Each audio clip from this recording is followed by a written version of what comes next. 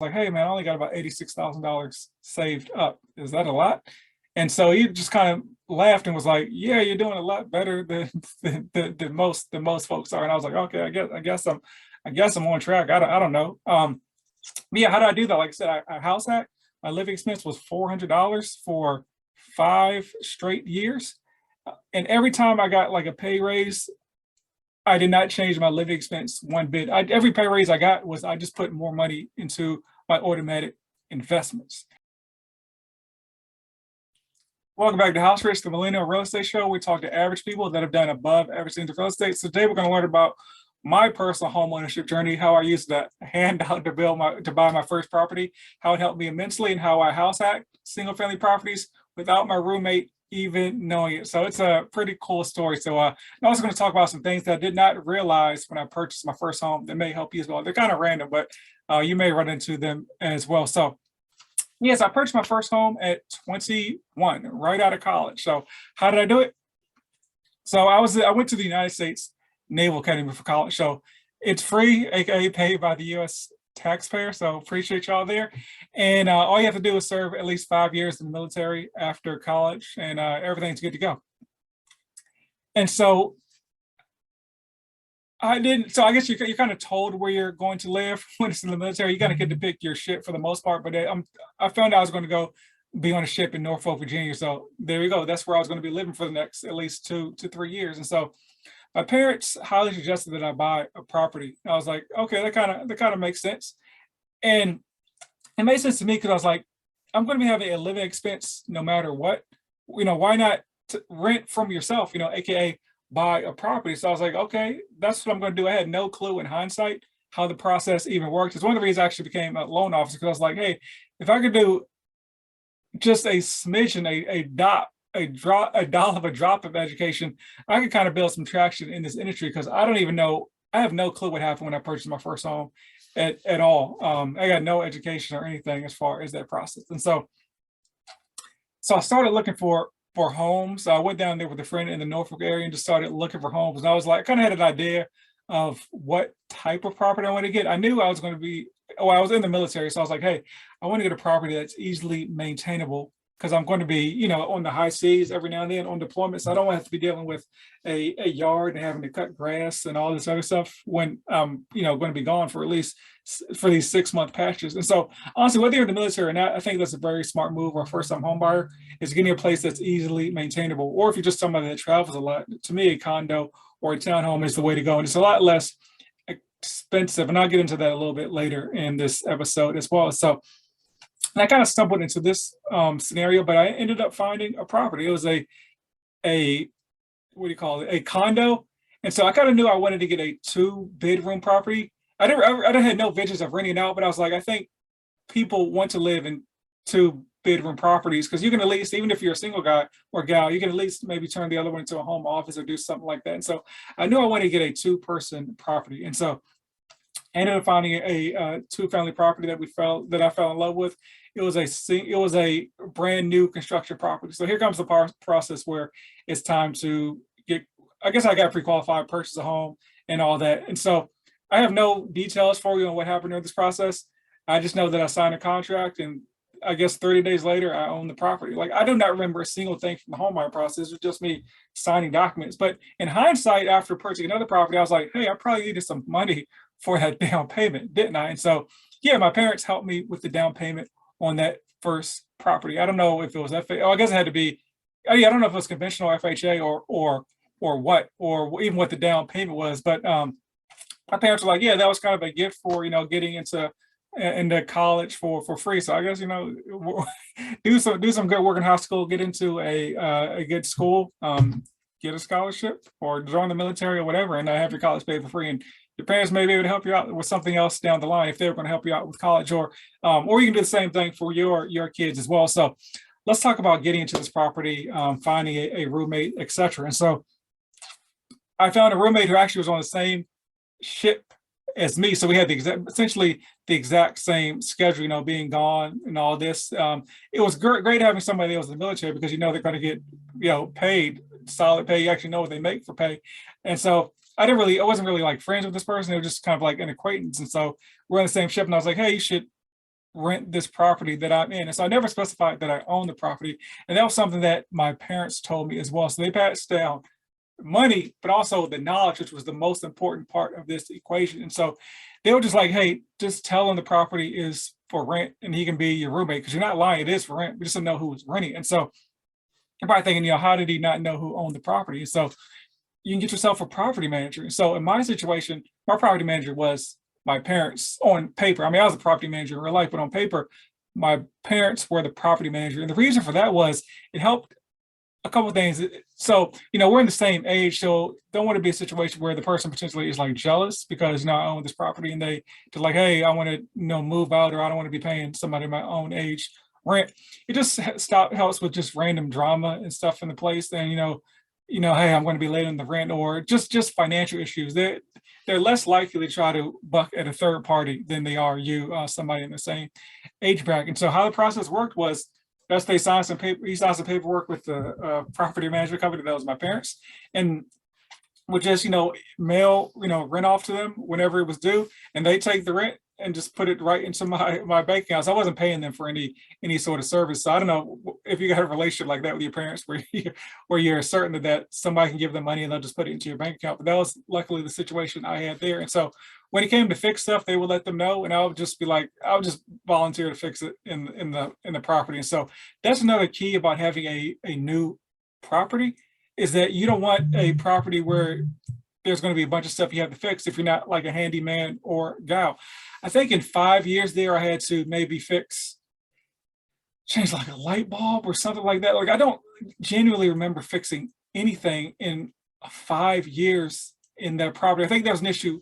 Oh, so there was an issue. I think the washing machines, because we got a refurbished washing machine. So the dryer, the heat part of the dryer failed at one point. So I had to get a new washing machine. But once again, I just paid for it. They delivered it. I mean, they don't know that my roommate didn't know who actually bought the washing machine. And so that was cool. Like I said, I was in that property with that roommate for 5 years. I mean, that's something easily you can do or choose not to do. I did it because we were in the exact same unit. And so it was a little bit too familiar. I mean, if you're in the same, if you're in a multifamily property, I mean, you can choose to let them know who owns it or not. You can have a property management company, but honestly, if you're in the unit, you might as well save yourself, or if you're in the same building, you might as well save yourself 10% and just, fix the stuff yourself. Let folks know that you're a person. So let folks know you're a person. Honestly, they'll probably be a little bit more careful with stuff if they know literally the landlord is like, upstairs or downstairs, or something like that. And so, as far as like coming up with the rent, I didn't use any rule of thumb. I mean, you'll see all these spreadsheets and stuff online, need to figure out, this is the formula, blah, blah, blah. I was like, hey, the mortgage is like $1,385. $935 seems a good number for him to pay. It's I tell the story, I never do the math of what the percentage is, but I'm like, I don't know, it seems like it's about 90% of, or not 90%, 70% of the mortgage. That's cool for me. So basically I'm paying $400 or something like that to live in this condo that is like on the beach. I mean, it's Norfolk, but I mean, there's literally the road here. There was no road between the my unit and the beach. It's just, I mean, it was probably like a 3, 4, 5 minute walk, because there was like my condo, then there were a couple of condos behind it, and there's like the beach, maybe a 3-minute walk. And so, and also you don't really want to be getting in the water in Norfolk. It ain't like South Beach, nothing like that. But it was a beachside condo, nice views, sand. And so I was paying $400 to live there. He was paying $935 or something like that to live there. So to me, it was a win-win for both scenarios. And so just that my parents helped me buy that first property. And so, like I said, I had a $400 living expense for 5 straight years in my early 20s, which helped me get off to a great start. So, to me, it's my obligation to pass it on to my not next of kin, but to I guess you can say I don't have kids. I'm thinking offspring. Kids is the word that I want to pass that off to. And so, man, and I'll tell you this. I remember this is about year 4 or 5. I remember going back to DC to talk to a financial advisor. That my parents helped me get a financial advisor when I first started this. And so I don't really know what I was doing, but I was just investing money. And I remember when I was like 25, I remember the number, because I remember the financial advisor kind of laughing. And I was like, hey man, I only got about 86. This is a 26. I was like, hey man, I only got about $86,000 saved up. Is that a lot? And so he just kind of laughed and was like, "Yeah, you're doing a lot better than most folks are." And I was like, "Okay, I guess I'm on track. I don't know." But yeah, how did I do that? Like I said, I house hack. My living expense was $400 for 5 straight years, and every time I got like a pay raise, I did not change my living expense one bit. Every pay raise I got was I just put more money into my automatic investments. That's all I did for 5 years straight to get to that number. And so like I said, I know when you're in the early 20s, I'm not saying don't have fun and enjoy this or that, but the 30-year-old you will thank you so much if you just kind of stay down for a couple of years in your early 20s. No one's saying from 20 to 29 or 30, just live like a hermit, don't spend money. But man, sacrifice 4 or 5 years. Like you'll be so happy that you did so in the future. This is the future me talking to this is the present me talking to the present me, telling you that. So it was such a, like, it's how I've been able to do everything I've been able to do. Like I don't have, like when I purchase stuff now, like I don't really have a second thought. I'm like, hey, I have the experience of purchasing that first home, second home, third home. I know what happened. And honestly, if the literally the roof caves in, I got some money to take care of that. Like I said, I'm not like one of these people that are doing all these spreadsheets and all this. I just say, hey, what's the rent going to be? What's the mortgage going to be? Do those numbers work? Okay, it's cool for me. I don't got no spreadsheets or anything. When I do my analysis there, just buying, I literally just bought condos that are easily rentable. It's kind of the moves I made as far as my financial journey. So let's talk about some of the random things that I did not realize when I first bought a home. One was just like what direction the sun is coming in. It may seem like an innocuous thing like that, but being like having your main room like face being directly in the line of the sun for the majority of the day, that can do a couple of things. It can kill your energy bill because you just have a room. You have to make two choices. Like, do I want to have this room where I'm just being baked by the sun, or do I want to just have this room where I'm just like a shut-in? I have the blinds closed all day. There's really something to think about. And that seems like a big deal now. Or just when you're outside, like in the home I'm in right now, I kind of knew this. It just I really like the home and what was across to it, which was basically a big open green belt or open space. So it's kind of like a small sacrifice, but basically the way the sun falls in this house, like on the side of my house, there's literally like no sunlight. So it just became like you can't grow grass, you can't grow anything. It just became like a mud pit over there. And so I ended up doing kind of like a home DIY thing with some rocks and stones. So it looks pretty cool, I think. So I did it myself, but that's something to think about as well. Two, when I purchased this first new home, it's a brand new spanking home, but it was not wired for internet or cable or anything like that. So I had to end up getting like literally it took me like maybe like 3 or 4 weeks, which is an eternity when you're in your 20s because you don't got no cable or internet. Trying to get cable drilled through the wall or internet drilled through the wall, so I got internet and cable as well. And I had like I don't know if you've seen in apartments, like those thin wires that you can put under the windowsill and close the windowsill. That was kind of a situation there.